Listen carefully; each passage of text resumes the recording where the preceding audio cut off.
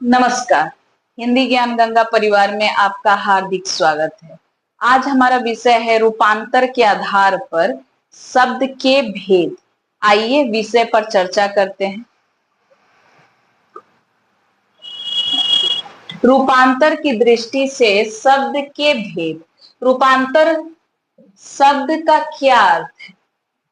रूपांतर की अवधारणा यह है कि जब शब्द के अर्थ में परिवर्तन किया जाता है तो उसके रूप में जो परिवर्तन होता है उसे ही रूपांतर कहते हैं। रूपांतर की दृष्टि से शब्द के कुल दो भेद होते हैं, विकारी और अविकारी। शब्द के कितने भेद होते हैं? दो भेद होते हैं, विकारी और अविकारी शब्द। पहला है विकारी शब्द, ऐसे शब्द जिनके रूप में लिंग, वचन, कारक, काल, वाच्य या पुरुष के अनुसार परिवर्तन होता है। ऐसे शब्द जिनके रूप में लिंग, वचन, कारक, काल, वाच्य या पुरुष के अनुसार परिवर्तन होगा, अर्थात ऐसे शब्द बदल जाते हैं। अर्थ में जब परिवर्तन आता है तो उसका प्रभाव रूप में पड़ता है और रूप में जो परिवर्तन होता है उसे ही विकारी शब्द कहते हैं। ऐसे शब्दों को विकारी शब्द कहेंगे कि इनके कारण होता है लिंग, वचन, कारक, काल, वाच्य या पुरुष के अनुसार ये बदल जाते हैं। इनके कितने भेद हैं? विकारी शब्द कौन कौन से हैं? तो चार है। कौन? संज्ञा, सर्वनाम, विशेषण, क्रिया। संज्ञा, सर्वनाम, विशेषण और क्रिया ये परिवर्तित हो जाते हैं। अब यहां एक उदाहरण है, देखिए, लड़का आया, लड़का, लड़का संज्ञा। अब लड़की, क्यों? क्योंकि हमें नारी जाति का बोध कराना है, स्त्री जाति का बोध कराना है, मादा का बोध कराना है, तो उस स्थिति में क्या होगा? इसमें परिवर्तन आ गया। इसके रूप में अर्थ में अलग से बोध समझाने के लिए, अर्थ का बोध समझाने के लिए हमने इसके रूप में परिवर्तन कर दिया। लड़का पुरुष जाति का सूचक और स्त्री जाति का सूचक कौन हो गई? लड़की। तो ये जो अंतर आया ये रूपांतर है। क्यों? क्योंकि अर्थ में परिवर्तन आ गया।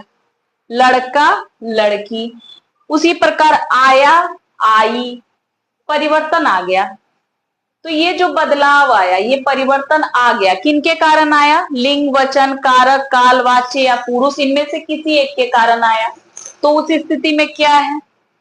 लिंग है यहां, लड़का, लड़की, लिंग के कारण आ गया परिवर्तन।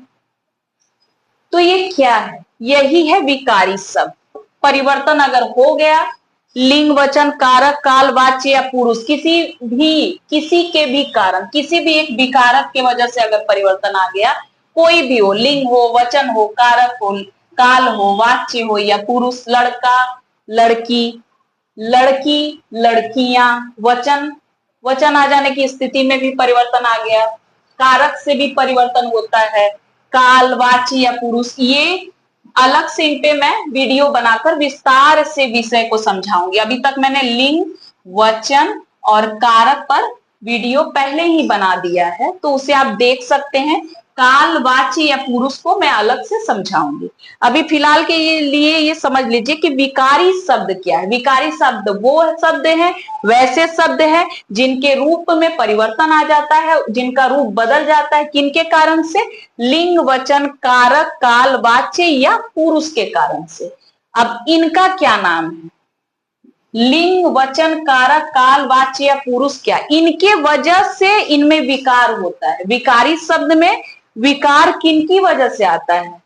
विकारी शब्द में परिवर्तन विकारक की वजह से आता है। विकारक अर्थात विकार उत्पन्न करने वाला। कौन कौन है विकारक? लिंग, वचन, कारक, काल, वाच्य या पुरुष के कारण ही विकार उत्पन्न होता है।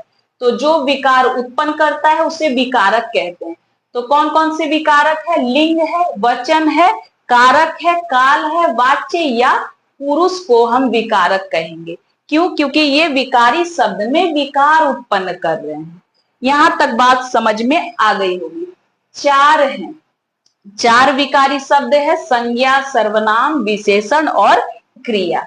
अब आगे बढ़ते हैं, आगे देखते हैं। तो अविकारी, अविकारी शब्द ठीक विकारी शब्द के विपरीत, इन दोनों में क्या अंतर है? ऐसे शब्द, विकारी शब्द में ऐसे शब्द होते हैं जिनका रूप में परिवर्तन आ जाता है। अविकारी शब्द कैसे? इनमें परिवर्तन नहीं आता है। तो अविकारी शब्द की अगर मैं परिभाषा की बात करूं तो वैसे शब्द जिनके रूप में परिवर्तन नहीं आता है।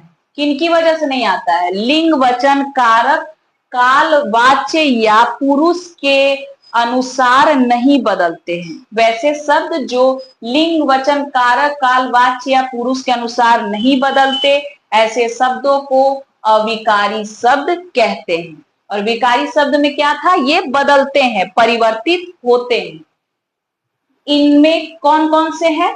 यहाँ चार थे, कौन? संज्ञा, सर्वनाम, विशेषण और क्रिया। यहाँ क्या है देखिए, क्रिया विशेषण, संबंध बोधक, समुच्चय बोधक, विस्मयादि बोधक एवं निपात। इन सब पर मैं चर्चा अलग से वीडियो बना बनाकर करूंगी। अभी फिलहाल के लिए बस इन्हें याद रखिए कि कौन अविकारी है, कौन विकारी है। क्रिया विशेषण, संबंध बोधक, समुच्चय बोधक तथा विस्मयादि बोधक एवं निपात, ये आते हैं आपके अविकारी में। एक बार फिर से सुन लीजिए, क्रिया विशेषण, संबंध बोधक, समुच्चय बोधक तथा विस्मयादि बोधक एवं निपात, इनको याद रखना है। अब क्या है इनमें? देखिए क्या है,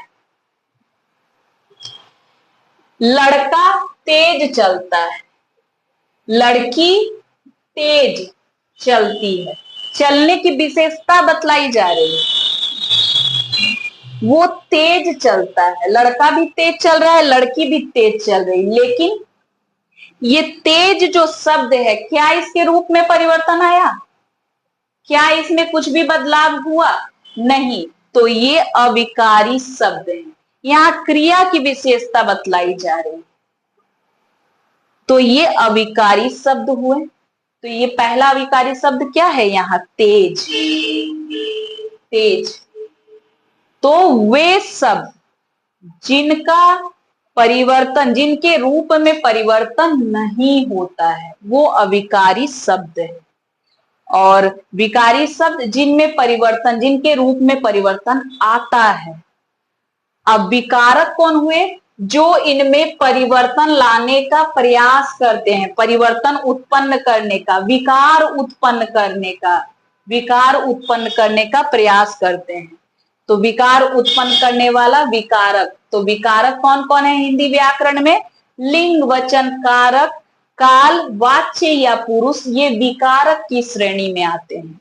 इनमें से कोई एक भी रहा, लिंग रहा या लिंग रह गया, या वचन या कारक, काल, वाच्य या पुरुष, किसी एक की वजह से ही परिवर्तन आ गया, कोई एक, तो वो विकारी शब्द है। इनमें से किसी के भी वजह से परिवर्तन नहीं आया तो वो अविकारी है।